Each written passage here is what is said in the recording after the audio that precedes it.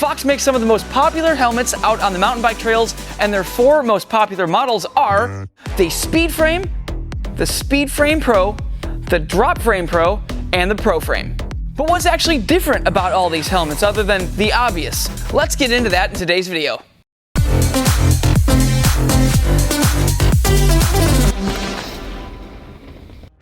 What's up everybody, I'm Mike and I'm going to be talking about some Fox brain buckets. Like I said, these are some of the most popular helmets that you'll see people using out on the trails. We've got 4 different models here and we're going to compare them to see which one is best for you. We're going to start with the half shells and then move our way over to the lightweight full face Proframe. The first helmets we're going to look at are the half shells. We've got the Fox Speedframe and the Speedframe Pro. Now this is going to be the most popular comparison that we get asked on the phone and emails because they're both half shells. They both look very similar, but the price tags are different. So the Speedframe is $109.95 and the Speedframe Pro is $159.95. So what is the $50 difference in these two very similar looking helmets? First, let's look at the Speedframe. This is their more entry-level or mid-range half shell to get you on the trails without spending a bunch of money. They are super comfy, I promise you that. I'm actually gonna put one on right now. I need a new helmet because my Bell is about 3 years old, so that thing needs to be getting replaced. But once we got these Fox helmets in, I put them on and tried them on, and they fit my head very well. The Fox half shells, they fit pretty true to size, I found out. This is a medium on my head, and this is definitely the size that I'm gonna be getting. I wear a medium in Bell and Giro, and the medium Fox fits on me like a glove. I wanted to say that because a lot of people have probably used a Bell or Giro helmet in the past, so you can use your sizing in those brands to kind of get you on the right foot when it comes to Fox. So yeah, these things are both full of features. Both of them have MIPS. MIPS is the what is it? I have no idea. I can hear it's on my phone and I pulled it up because I knew I wasn't going to remember what it stands for. There's a computer system called MIPS. That's not the right one. MIPS, multi-directional impact protection system. They slipped the directional in there, lowercase, not in the acronym. Anyway, they both have MIPS. That's so that when you smack your head on something, it makes it more of a glancing blow rather than a direct impact. Gives it less rotational force and therefore lessens the impact as a whole. And MIPS is on all these helmets, by the way. I don't want to have to go and explain that multiple times and embarrass myself in front of you guys. Speedframe also has an adjustable visor, which is compatible with goggles, so you can put your goggles up top. You can also move your visor to varying degrees of coolness, so not super cool is down here, kind of cool is here, and then all the way up, that's when you're really cool, and then you can put your goggles there too. Also has a removable and washable liner, so if you got a stanky head, trust me, I know some people with very smelly heads on the trail that sweat a whole lot. You can remove the liner, wash it, and get rid of that stench. And of course, oh, I gotta sneeze. It's coming. 1 second. Nope, it's gone. It also has the 360-degree fit system, which is basically this buckle on the back, and it just tightens the helmet all 360 degrees around your head, in place with the pads and all that stuff. That makes it super comfy, and that's why I like it on top of my head. All right, moving on to the Speedframe Pro. Speedframe Pro, 50 more bucks. Is it $50 more worth it? Yes, I think so, especially if you are a serious mountain biker and you're riding a whole lot. And here's why. Speedframe Pro has all of the same features as the Speedframe, plus a few that are pretty important. A couple of the smaller details are the liner is of course removable and washable, but it's also antimicrobial. So again, if you got a stinky head and you sweat a whole lot, this is gonna reduce the stench from sweating all of your sodium out of your body when you're on the trails, and I think that's gonna be a nice feature for a whole lot of people. Also, you have a really cool but simple feature, and that's a fidlock buckle. So it's magnetic and it just snaps together, so you don't have to deal with buckling it and stuff. That's so hard these days, buckling your helmet. Man, I gotta tell you, it's really hard, but seriously, this fidlock is actually really nice. I really like it. I've had it on a helmet in the past, and I'm gonna get the Speedframe Pro. I'm really looking forward to having that again. I do miss it from some of my past helmets, and it's just a really nice feature.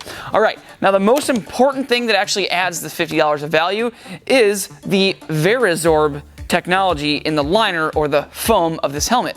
So Verizorb is basically a dual density EPS foam liner in the helmet. What that's supposed to do is reduce the impact from a collision. What it does is actually slows down the collision because it's basically a softer core of foam sandwiched between two outer, more firm foams. So what that does, it's a little bit more cushion for the push-in if your head is unfortunately pushing into something. Let's hope that's not the case, but it is technically going to be a little bit more protective. It's going to slow down impacts.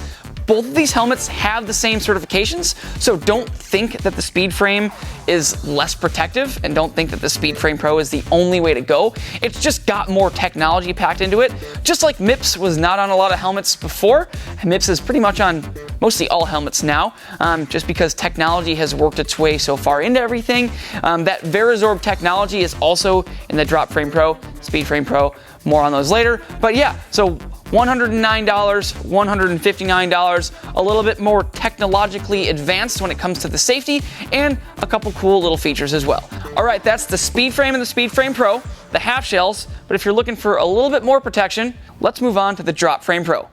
All right, ladies and gentlemen, this is the Dropframe Pro. Let me tell you, beauty is in the eye of the beholder. When these things first came out, there was some other brands that were making these kind of 3/4 helmets, we like to call them. And man, the pink bike comments were pretty brutal, but just like e-bikes, over time, they're beginning to get more accepted, and people are definitely getting to see the value in a helmet like this. So this, I'm gonna put this on my head just for easy splaining.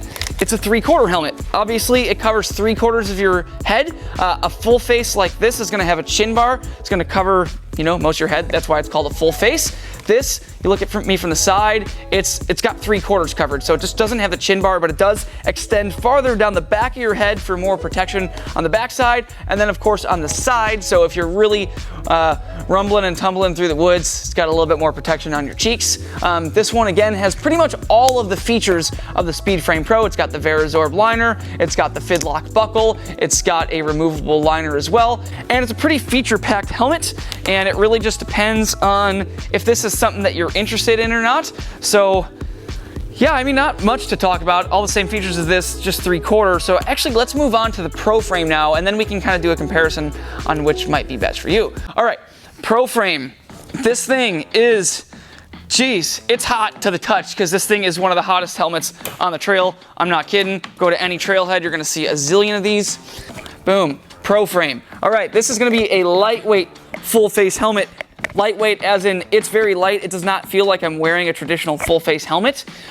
It's not going to be necessarily as gigantic and bulky as a full face helmet that you'd wear in a bike park, but it's still going to be plenty for when you're shuttling and you're riding a little bit more aggressive trails, and you just want to have that little bit extra protection.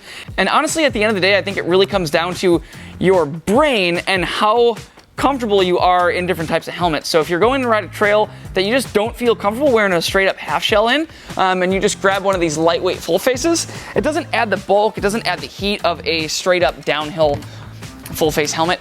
But what it does is it gives you that extra peace of mind that you do have the protection there, so you can push yourself on the trails a little bit more and not feel sketched out.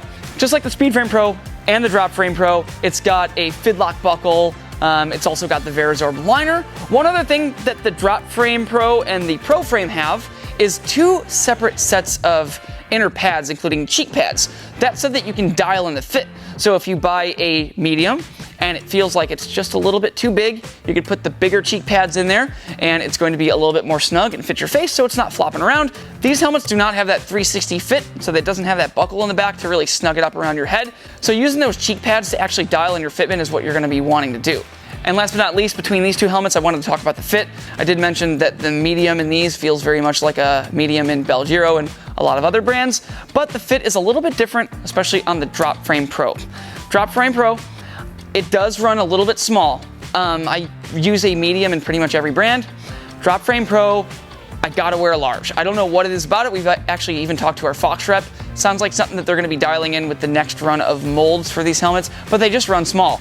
This is actually a large here. All these other helmets are a medium for my medium-sized dome. The Dropframe Pro, it's a large. I don't know what it is about it. It just fits a little bit too snug.